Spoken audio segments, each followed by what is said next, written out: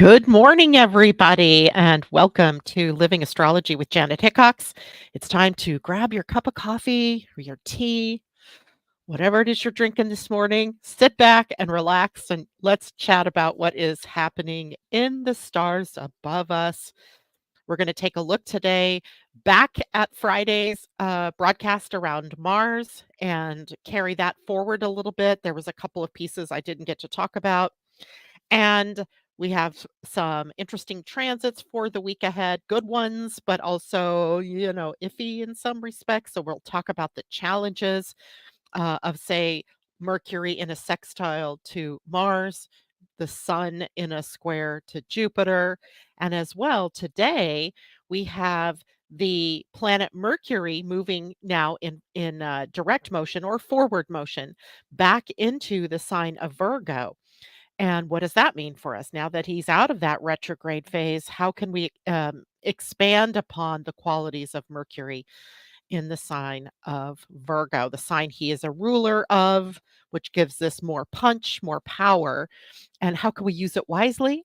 How can we use it to our benefit without falling into what is the pitfalls of Virgo transits, perfectionism, nitpickiness, that kind of thing? Good morning to all of you who are checking in this morning. Tara Mesner, happy birth or happy start of the week to you today. Happy birthday to this week.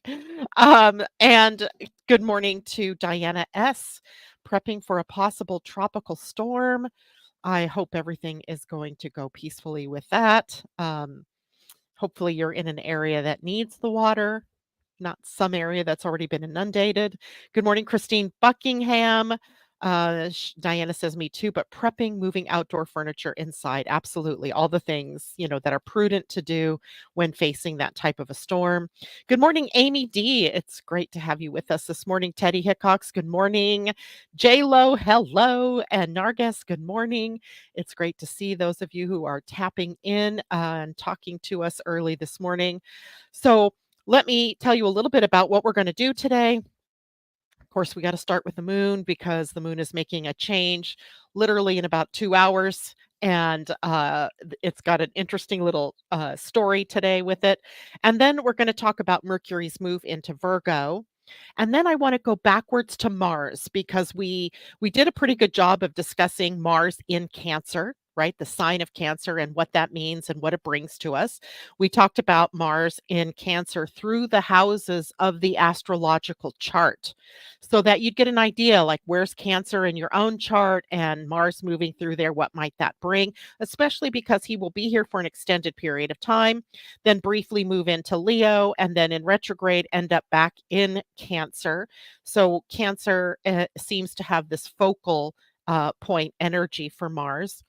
And then I also want to talk about now what Mars is doing with the other planets during this period of time, because there's some interesting connections going on there.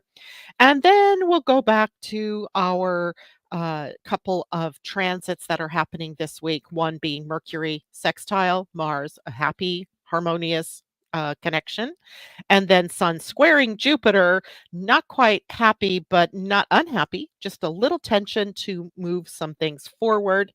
And that will close up the show this morning. So, just a reminder to everybody, I think I'm seeing everybody out there. You've probably already scheduled yourself for the Gene Keys introduction that's coming up September 19th.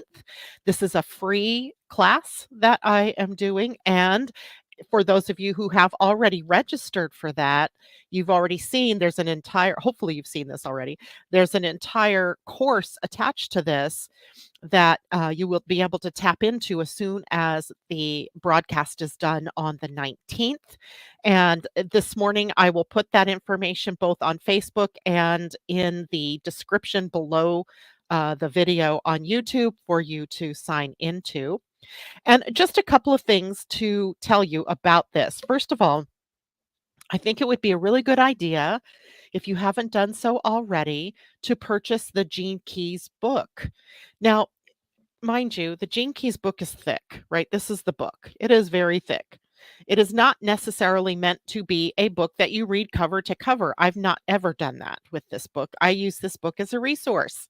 So when let's say, like today, the sun is moving into the gate 47, the aha moment, right? This is a week of ahas, epiphanies, the, oh, I could have had a V8 kind of moments. So today, I might take my Gene Keys book and I might look up the gate 47 or the Gene Key 47. Those are interchangeable phrases. And I might look and see, oh, so the shadow of the aha moment that we have with possible in a gate 47 or Gene Key 47 is oppression, where the mind is keeping you held, bonded to an old or outmoded idea or a way of thinking. So, this is an open invitation to move out of that shadow of oppression and up into transmutation, which is really about changing your mind, right? Changing the thought processes, changing the beliefs, then the patterns, the philosophies that you hold so tightly that it blinds you to all else around you.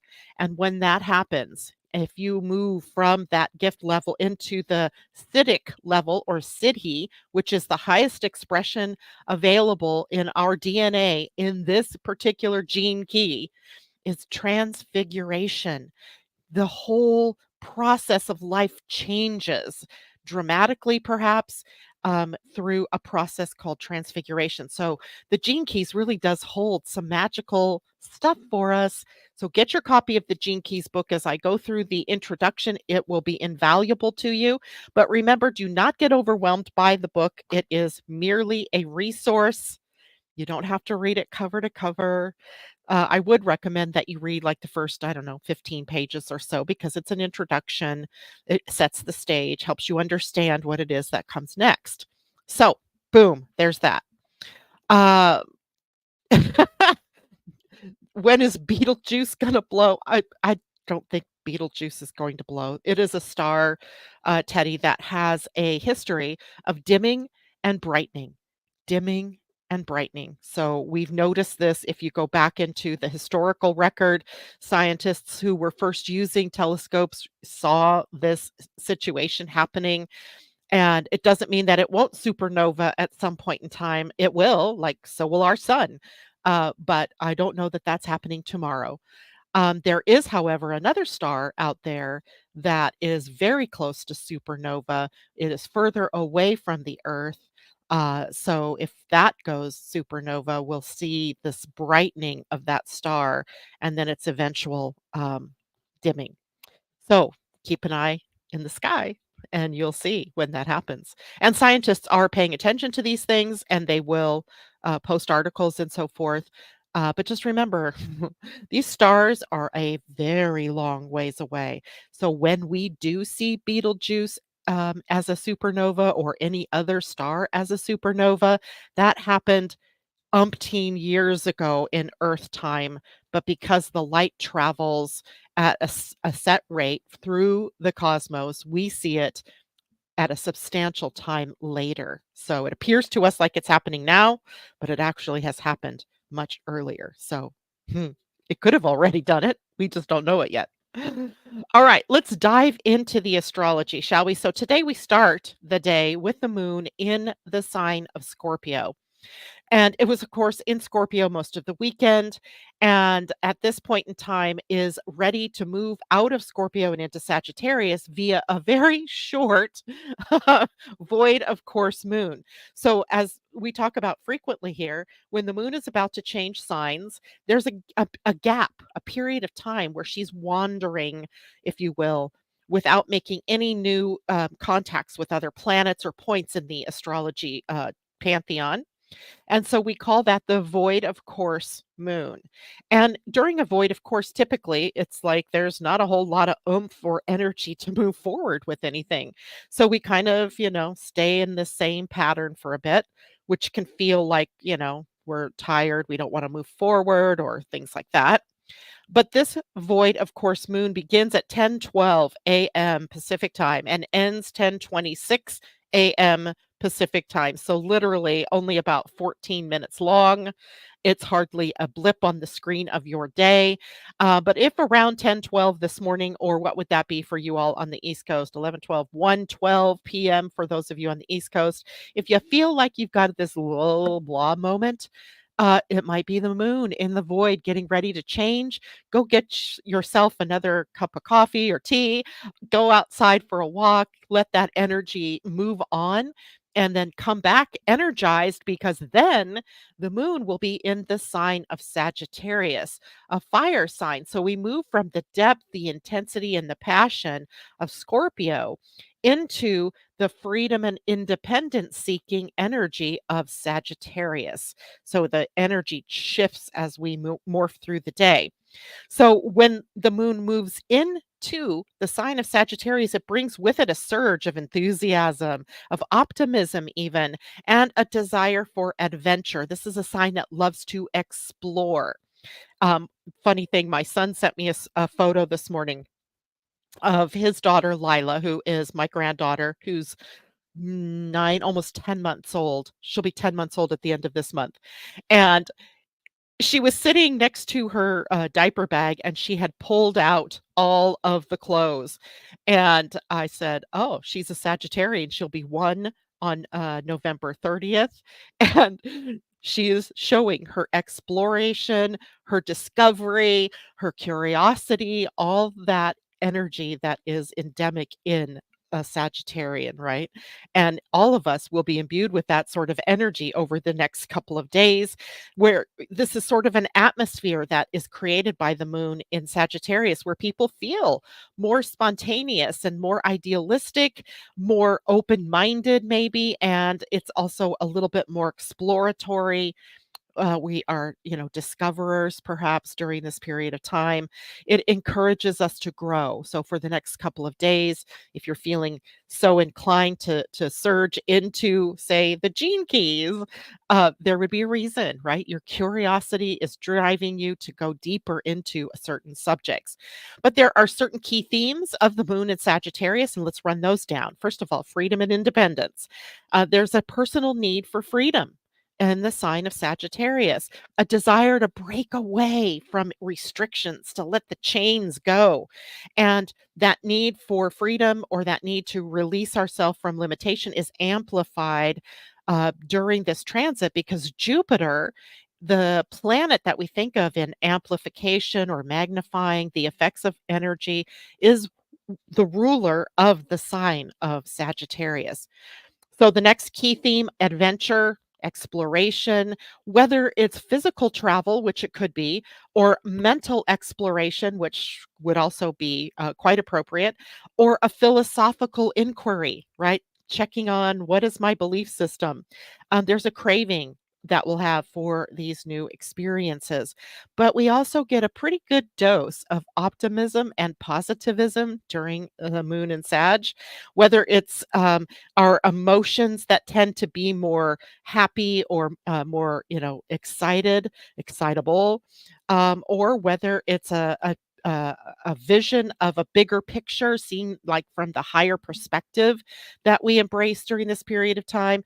It leads us to be more hopeful, more optimistic, and also to, back up a little bit and see this bigger picture. And then the fourth thing would be about honesty and truth seeking. Sagittarius values truth, like getting to the heart of the matter. Remember, this is the sign of the archer, and he has his arrow pointed at what is the galactic center of our solar system, right? The galactic center, the place where all truth emits from, where all knowledge emits from, where all history of the cosmos emits from. And Sagittarius is pointed at the heart of that information.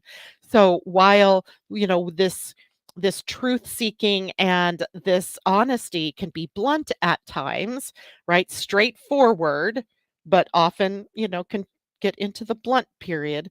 It also leads us to more of that ability to seek the truth or find the truth.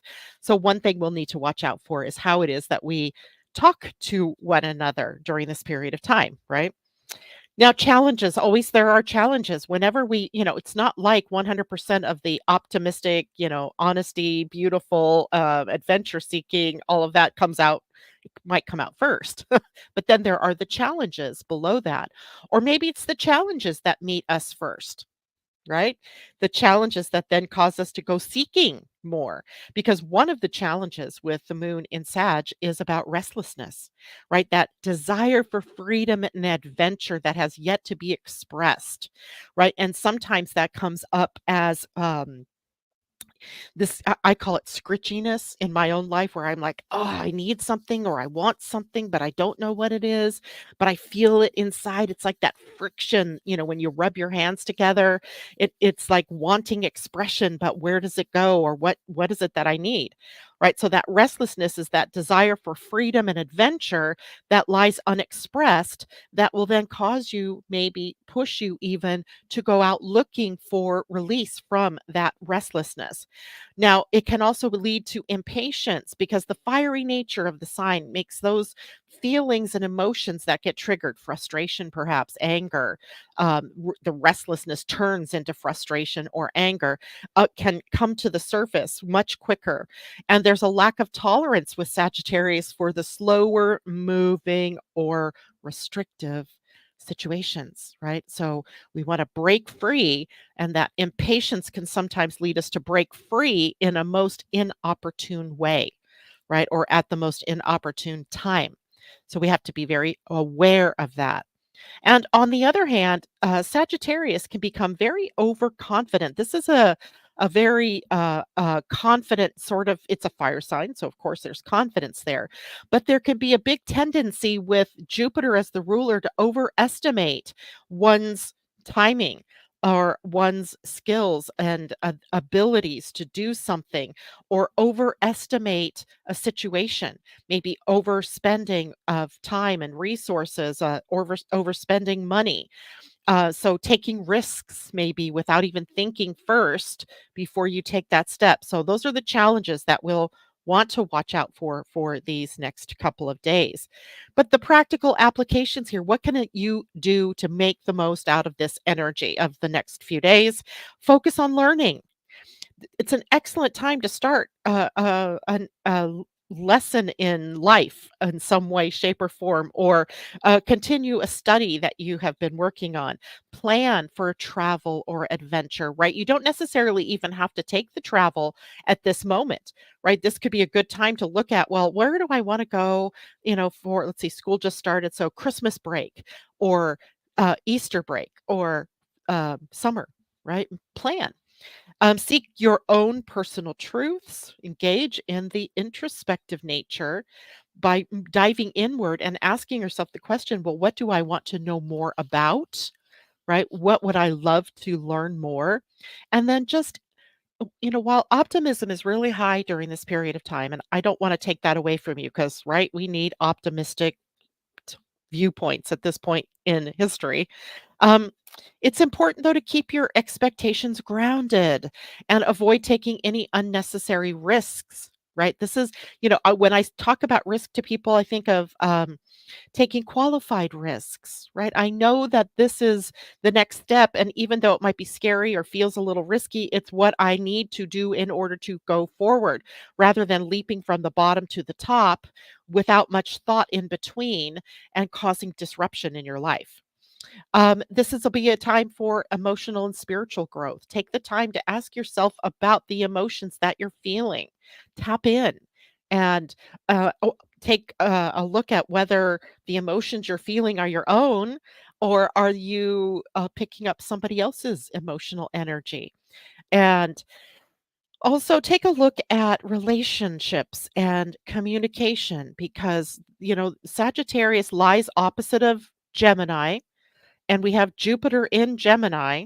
That is the ruler of Sagittarius. So we have this co-mingling of the energies of the two signs, Moon in Sag, Jupiter in Gemini, and that relates back to our communication style, honest communication between ourselves and others, and how we can express our feelings more candidly, perhaps, but not making other people responsible for how we feel, taking responsibility for our own feelings. But we also have to watch because sometimes tactlessness can be a part of this. We want to be tactful. So be honest, but with very much a very sensitive self.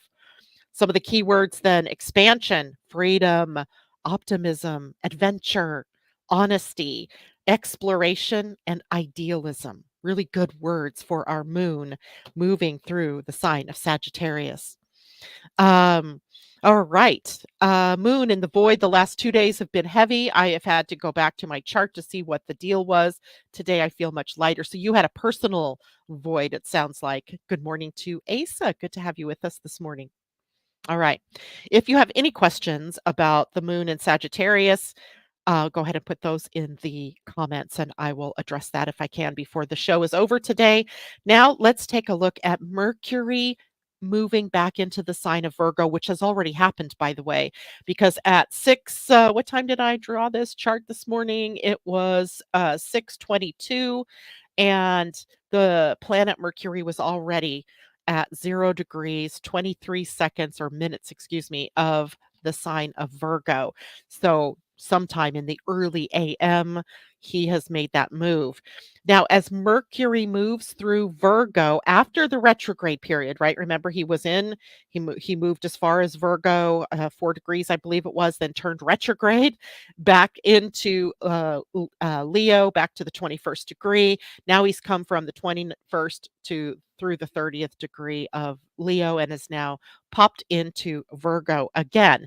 Now, Virgo is ruled by Mercury, so it enhances our ability to, or the planet's ability to sort of give to us analytical and practical qualities, making this time of Virgo's now full transit through the sign of Virgo about mental clarity, about organization and efficiency and problem solving, finding solutions, right, to issues that we have been dealing with during the retrograde. So it's a perfect time then for us to apply the lessons that we learned while Mercury was in his retrograde phase, maybe clearing up any misunderstandings that were generated by that time and moving forward with maybe refined plans, right? You might have had a very deliberate idea of what you wanted to do, and then somehow during the retrograde, they came untethered, untied, didn't work out the way you thought, or new ideas filtered in that would change the fundamental plan. And now with Mercury moving forward, and again in the sign that he rules, Virgo, we have an ability to move forward with those plans in maybe, with clarity and a more precise way of expressing ourselves. So now the key themes are going to be back in Virgo territory. One is clarity and precision.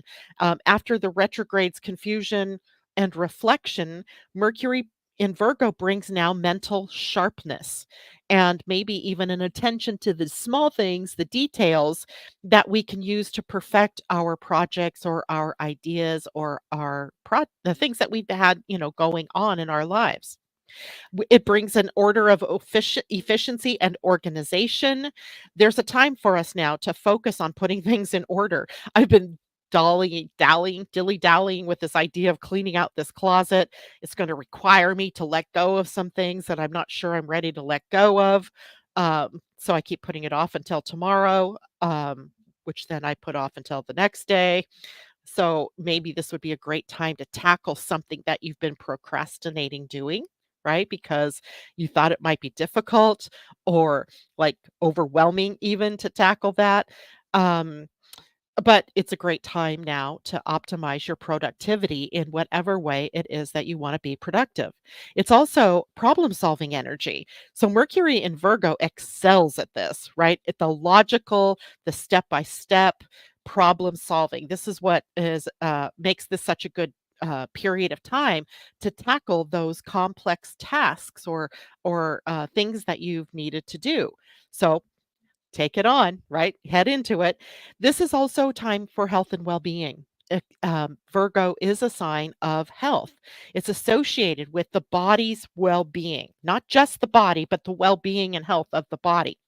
And so it means this transit often brings us a focus on wellness, on nutrition, as Virgo is a sign that rules digestion, especially from the small intestine. So once the stomach empties into the small intestine and things begin to be assimilated, nutrients, vitamins get assimilated into the bloodstream for use by your organs, right? This is Virgo territory. So maintaining good mental and physical health are a part of the experience now with Mercury and the sun still in Virgo, right? Now, challenges, of course, always the challenges. And these are the things that happen sometimes. Again, we see them first. And that first one that I think of every time with Virgo is this perfectionistic streak, perfectionism. So while the desire for precision and perfection is heightened, we can have a tendency to overanalyze things to death, right? Becoming too focused on perfection, and what that ends up doing is holding us back, right? Stopping us from being able to take those next steps. The ability for analysis and critical thinking can also lead us to a critical and judgmental energy. So we want to watch out for that, especially with communication, as Virgo or Mercury in Virgo rules communication in some ways. It can become overly critical or nitpicky, leading to potential misunderstandings with your loved ones or your friends or the people around you. And if we don't handle that with care, it can actually undermine our relationships, not something that we really want to be doing.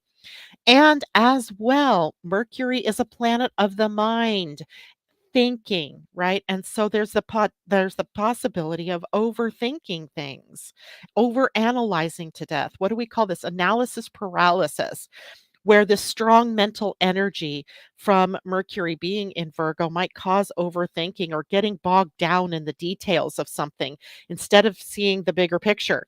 And actually, that's a bit mirrored this week with the sun's move into gate 47 in human design, as 47 sits on the ajna, which is the center of thinking, right? So all of us now have this gate 47 that addresses our mental frames of reference. So, for example, we may have great ideas, but they just sit in our head and go round and around and around. That would be gate 47, perhaps. And 47 also has the potential then for this aha moment, right? The epiphany to happen that really moves us beyond where we have been stuck.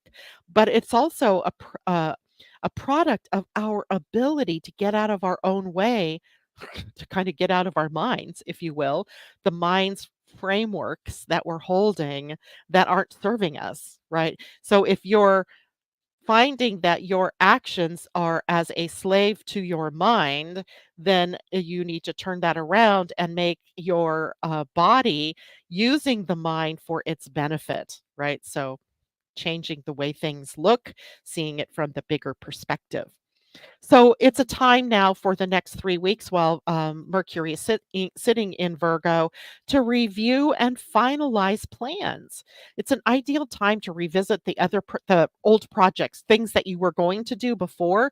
Maybe they stalled out during the Mercury retrograde. Refine them and implement them now with new details, right? Filling in the blanks, as it were. Focus on organization, getting things cleaned out, cleaned up, reorganized, creating new routines that support health, that support an easier path forward, decluttering your house, your mind, your desk. I thought about that this morning as yeah, never mind. It's a mess. And this also is a transit that helps us to streamline and optimize our routines and our health regimens and our workspaces, etc. There's also emotional and spiritual growth that is a part of this experience, because the transit kind of supports our emotional growth through reflection and learning from the past experiences that we've had. Remember, we're coming out of retrograde, so we can now apply the insights perhaps that we've gained during Mercury retrograde with a more discerning eye. Virgo is locked in with discernment, the ability of the mind to see things in a different way, right? To be very much better at making decisions for ourselves. And then spiritually, remember Virgo is opposite of Pisces, the most spiritual sign, literally. We might be able to practice more mindfulness or grounding ourselves in routines that are very supportive of body, mind, and soul, right? Being all connected. So it is a great time for all of that. And the key words that we're going to explore or that we could explore during this period of time, because you know how much I love words: clarity, organization, efficiency, health and well being, problem solving, and attention to detail. All right. So that's our Mercury in Virgo for the next few weeks. And he's slowly picking up steam here, right? He's kind of getting back his speediness. He's not quite out of the retro shade period yet. That'll be another couple of days from now. So we might still be stumbling a bit. So don't get frustrated with yourself if you're still experiencing some Mercury retrograde challenges, because we still have a few more days before he moves out of that retro shade and into new territory. So, all right, let's see how people are doing. I don't see any questions. This is a good thing, right? I'm being clear. But if you do have questions, post them. All right, let's take a look. Let's see. Where's I need my organizational tool here. So okay, Mercury in retrograde or Mercury in Virgo. Let's now take a look at going backwards a titch to human design aspects of Mars and Cancer, and how Mars is interacting with the outer planets or the other planets in general during his period of longevity in sign of Cancer. Uh, First of all, let's see if I can share. I gotta, sometimes presentation is a little tricky here, but it isn't today. I love it. Okay. So take a look here at a human design chart. This is a depiction of the gates that Mars will be transiting through while in the sign of Cancer. And I started with the first sign or the first gate, and we're going through to the last gate. I'm not going to do an exhaustive anything about these gates right now because I really want to get into Mars and Cancer and the other planets. Uh, but this is something for you to use for your own benefit by looking at your own human design chart, right? So if you have it handy, pull it out and let's take a look at where um, Cancer gates are in the human design. So the first thing that I notice as I look at this is we have two throat center gates for Cancer. Right. So we see that there is some manifestation, creativity, energy that's coming up and out of us during this transit. We begin the whole transit of Mars in Cancer at one of the gates of love, one of the gates of love that is called compassion.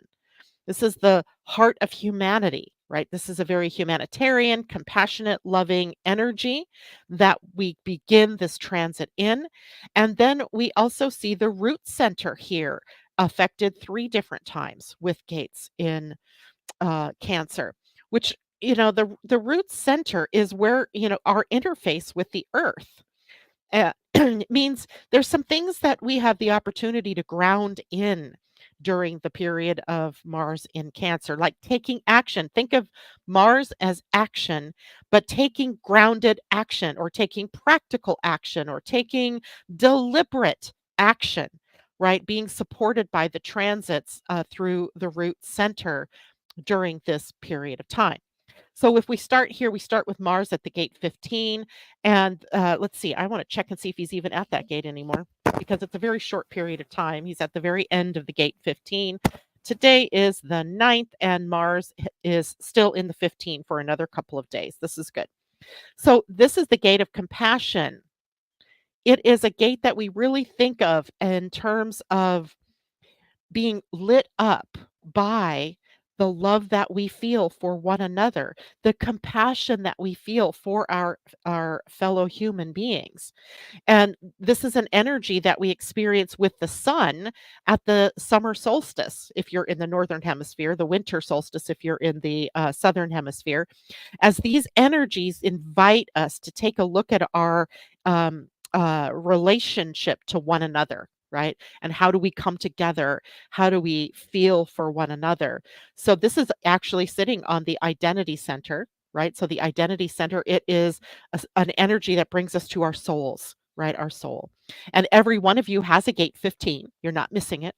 I don't have mine colored in. So, I have an open gate 15 and I missed it by a couple of hours, right? If I was born just a couple of hours later, my son would have been in the gate 15 rather than the gate 12. So it's always interested me as a soul and my evolution of knowing myself, why it was that my soul would choose just before the gate 15 and not in the 15, like literally 2 or 3 hours.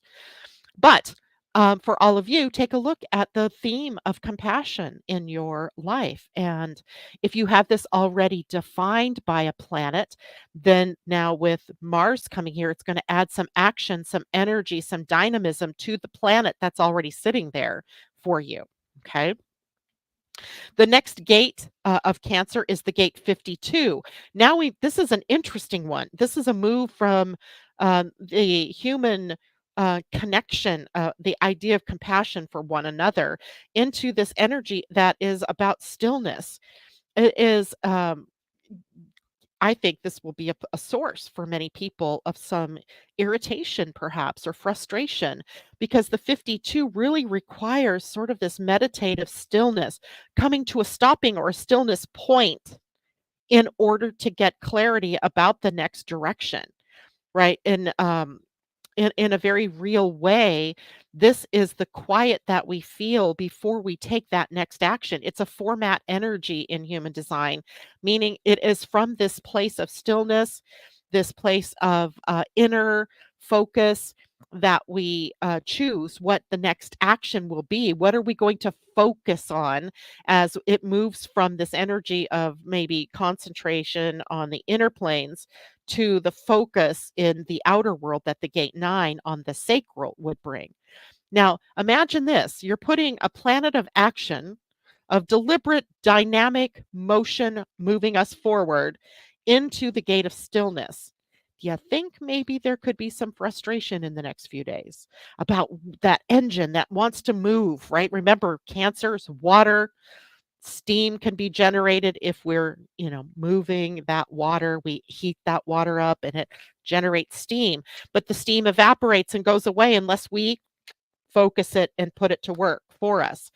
And one of the things we'll find is that we have more challenges in putting the steam to work for us because of frustration, right? Because that inward focused energy is different from the Mars outwardly focused, pushing outward energy. So if you start to feel some frustration, just go with the flow, right? Let me tell you the days for that one. It starts on the 11th and runs down through the 20th. So about what's that, a week and 2 days. You can do it. You could do this, right? You could do this. Now, we'll revisit that gate again, I'm sure.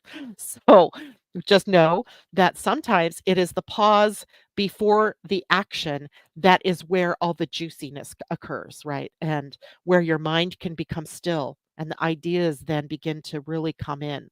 Okay. The next gate after the 52 is also on the root center. It is the gate 39, known as the gate of recalibration in quantum human design, but also the gate of provocation in traditional human design. The gate 39 is an interesting energy. It provokes us, or we become provoked by people, by circumstances. And on the other end of this channel is the 55, the gate of spirit. So we're not being provoked to be, you know, uh, punished in some way or to have it be problematic. We're actually being provoked or have an invitation to be recalibrating ourselves to be in alignment with spirit. What would spirit do? how would source or God look at this situation, right? Because the energy of provocation is about realigning yourself. And Mars here could be very disruptive because this leads us to the emotional center. So it can trigger some of those emotions. And again, you might have this gate open or defined. You might have this whole channel defined. I do. So there can be a lot of emotional energy being brought up at this point in time. And then the next gate will be the 53, and the 53 is called the gate of starting.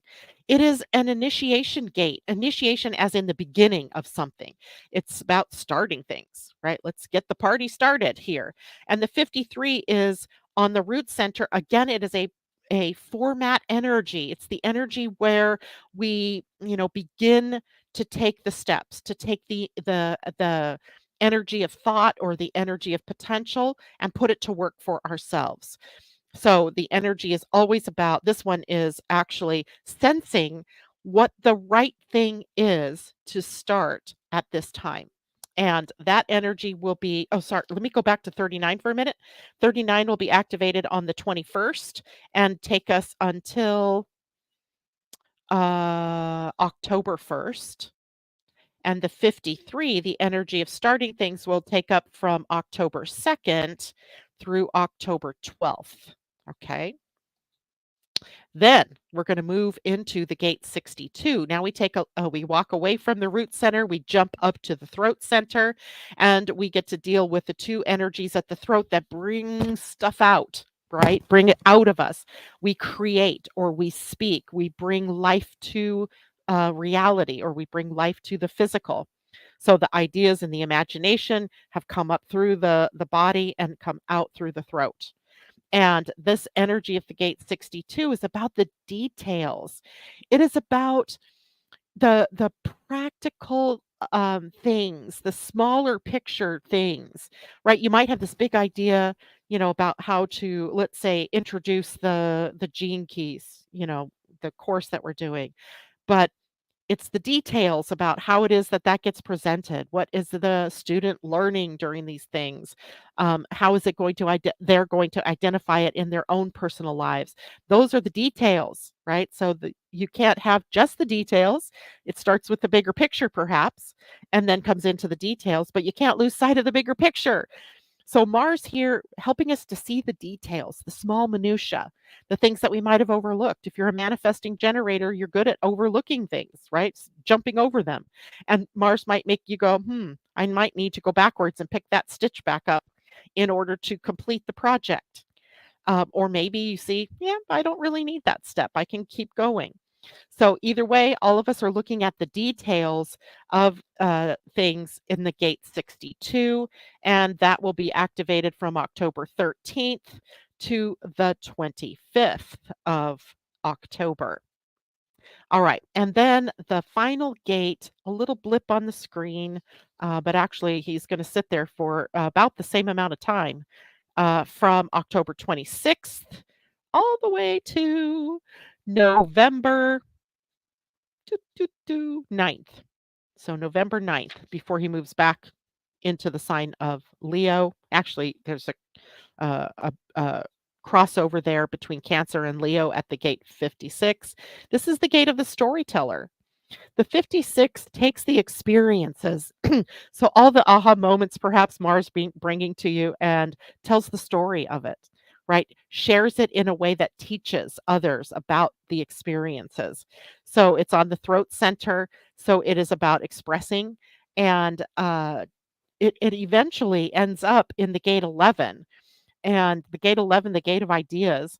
And 56 as the storyteller kind of sows the seeds of what's potential for humanity in general, right? So it is about moving ideas through story, through teaching, so that we have a new understanding of ourselves as humans, or of our potential even as human beings. So that's the quick uh, rundown of what is happening with Mars in Cancer through human design. So, hmm, TD Hawk, my week is full of finishing some projects for work and have planned a session of deep organization or organizing an area of my home. Great to feel and be supported by these energies indeed.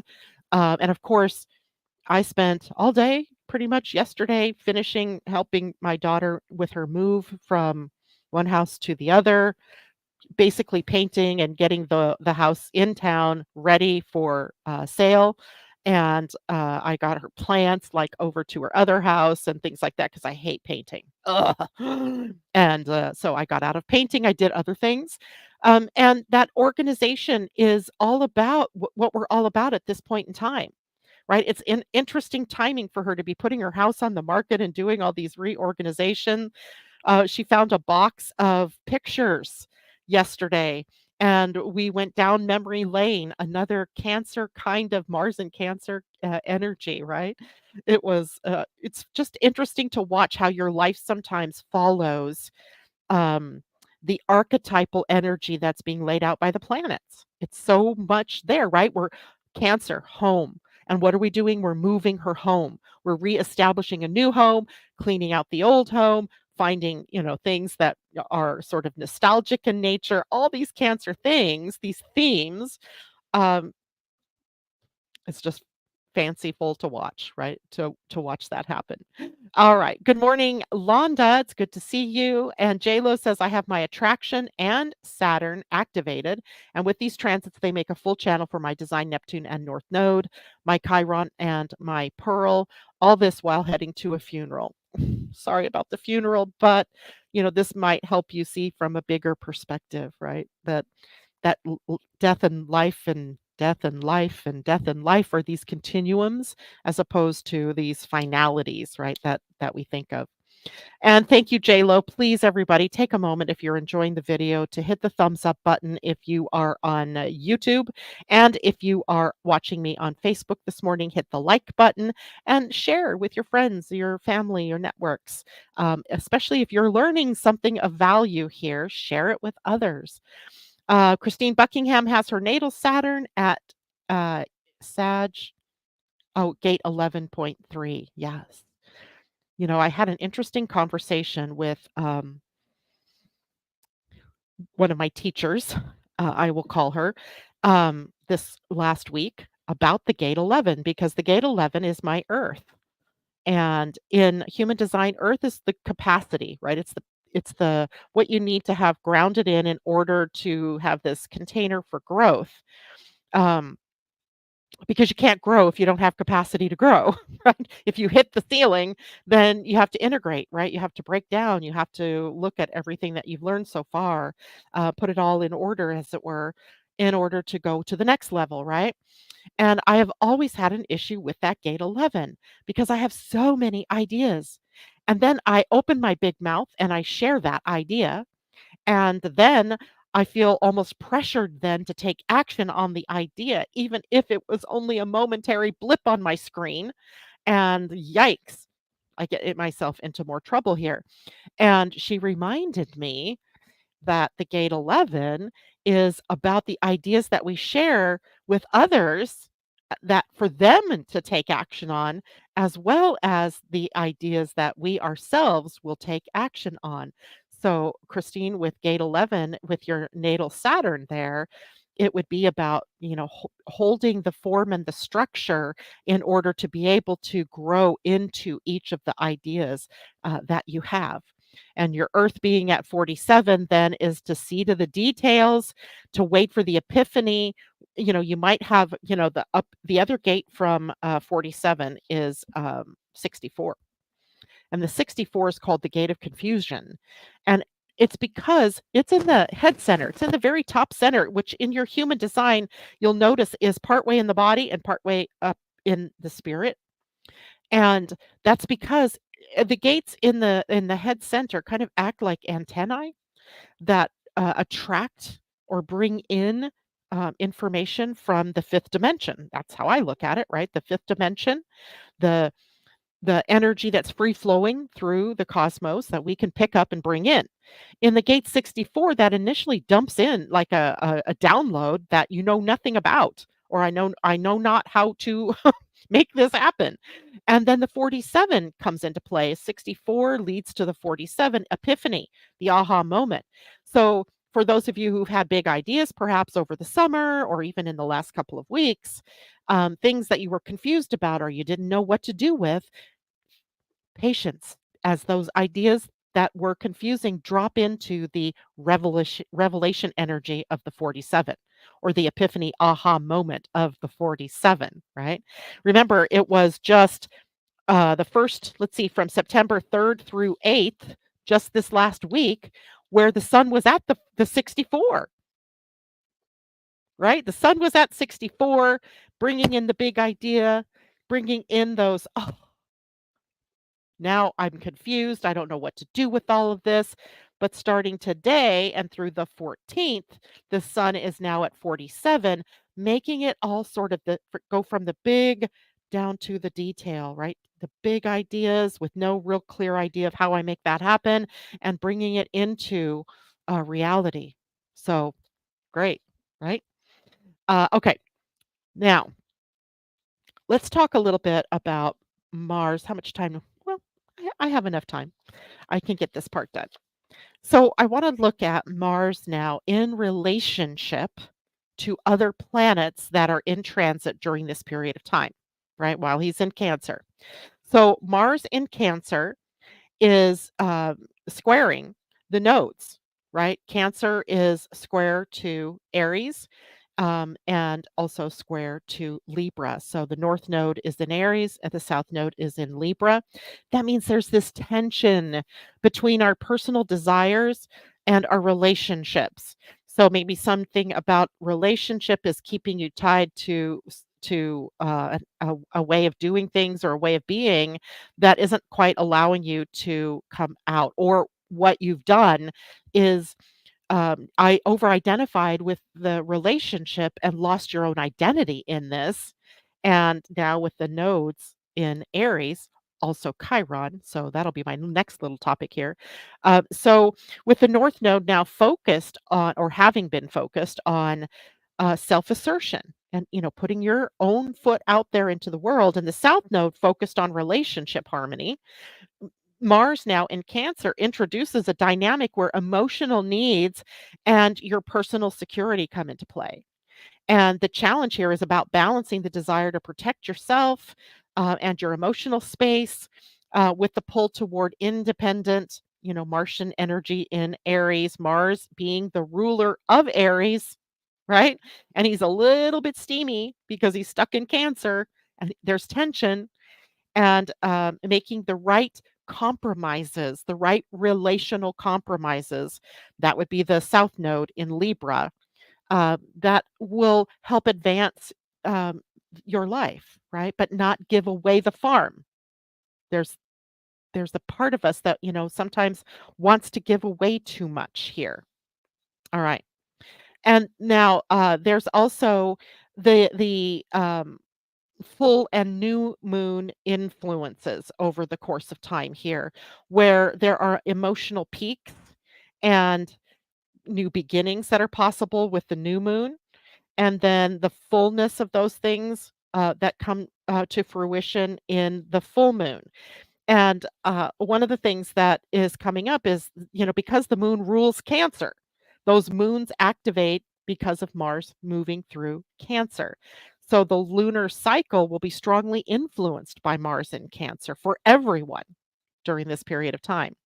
So full moons during this period may be very activated in revelation, showing you your next steps, sort of opening the seeds of the new beginning into maybe a new direction.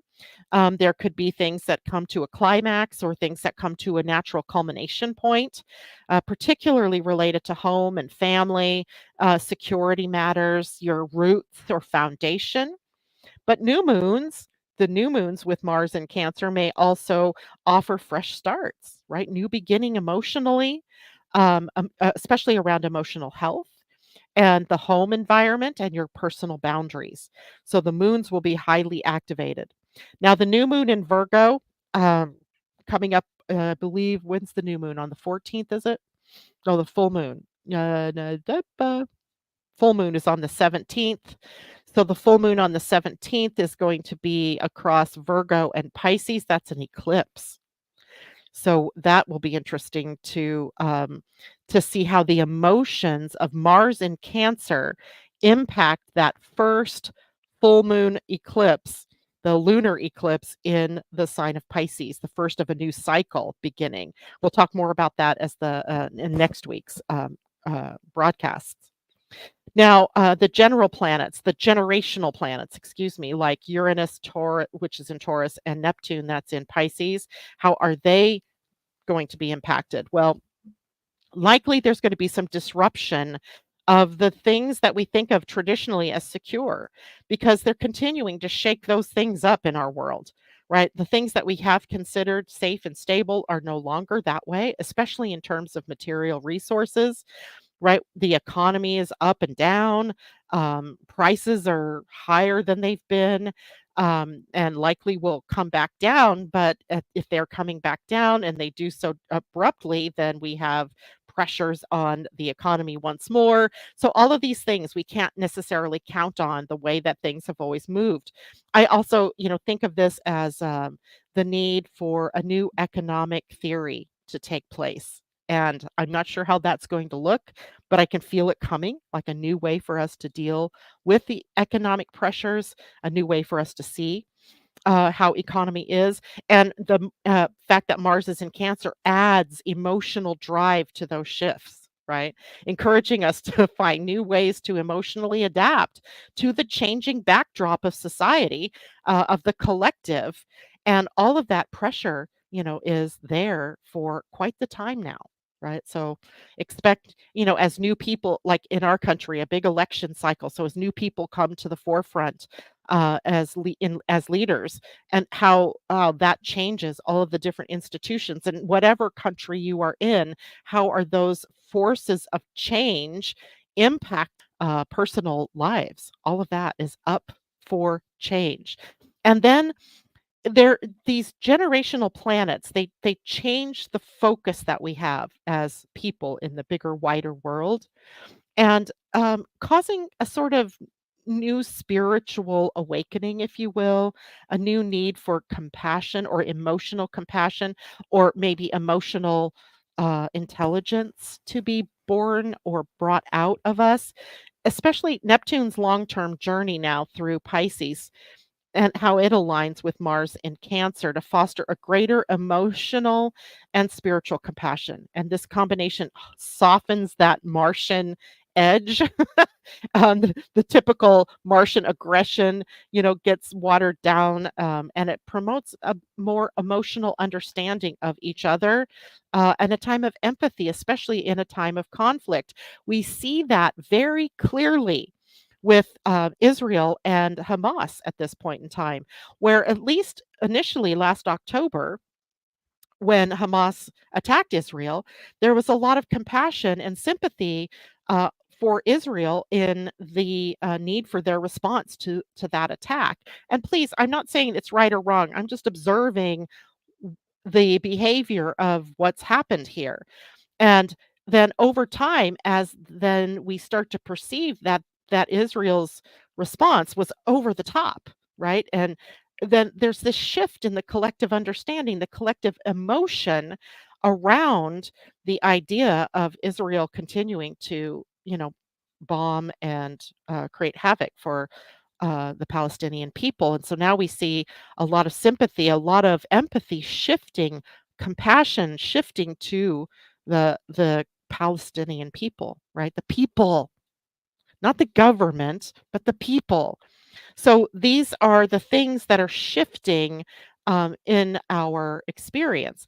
And I just got to say, next March, some of that changes as Neptune moves into Aries and begins a whole new series of energies that are Mars related, right? Mars is the ruler of Aries, initiating a whole new kind of spirituality, perhaps a new world.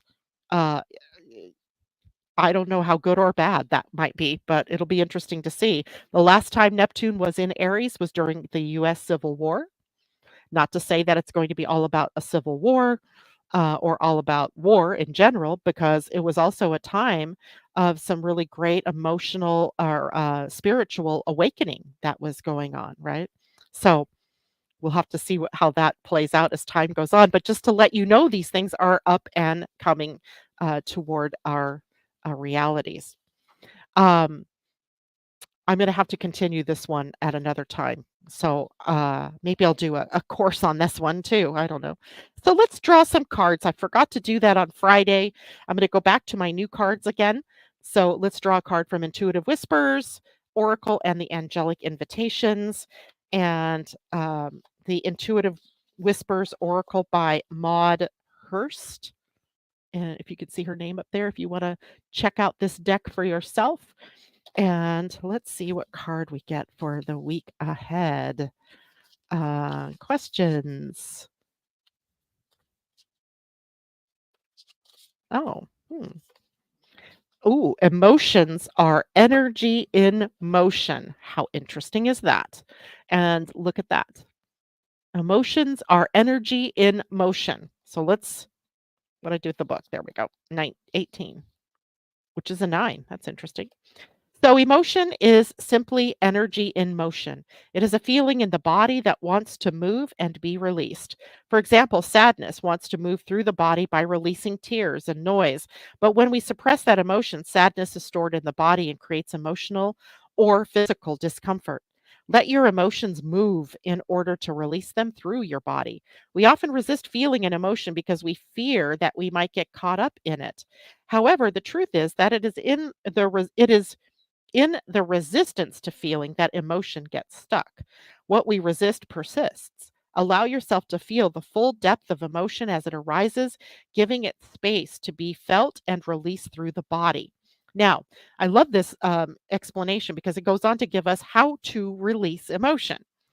One, stand with your feet hip width apart. Place your left hand over your heart and your right hand over your belly and close your eyes. Take a few deep breaths in through the nose and out through the mouth, observing how the body feels. When you identify what emotion is present, break it down into sensations. Connect with all the different sensations in your body. For example, tightness, tingling, discomfort, or even numbness. Once you have identified them, give your whole body a shake. At the same time, deepen your breath and release some sound. The stranger, the better. Allow whatever sensations you were feeling to be released. Awesome. So that was card 18. Emotions are energy in motion. And let's pull an angelic activation as well. Um, I love the saying on the inside of the box. Can you guys read that? It says, "Angels on my left, angels on my right. I am protected by love. I am guided by light." Great, right? All right. So here we get, there's no name on the front, but this is the card. This is what she looks like. It is Gabriel.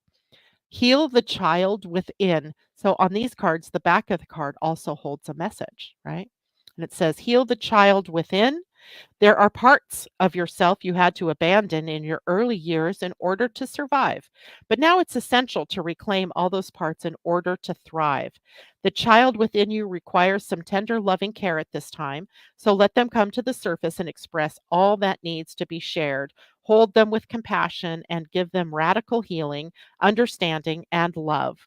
The activation says, "I let healing and light reach all parts of myself." Gabriel. Isn't that beautiful? Look at all the light there at her heart. Very good. All right, guys, that's it for me today. I will see you on Friday. And on Friday, we'll take a look at what's going on for the weekend. And there was something else I was going to do on Friday. It escapes me, but I'm sure it'll be interesting. Everybody, take care. Have a great week ahead. And uh, bye for now.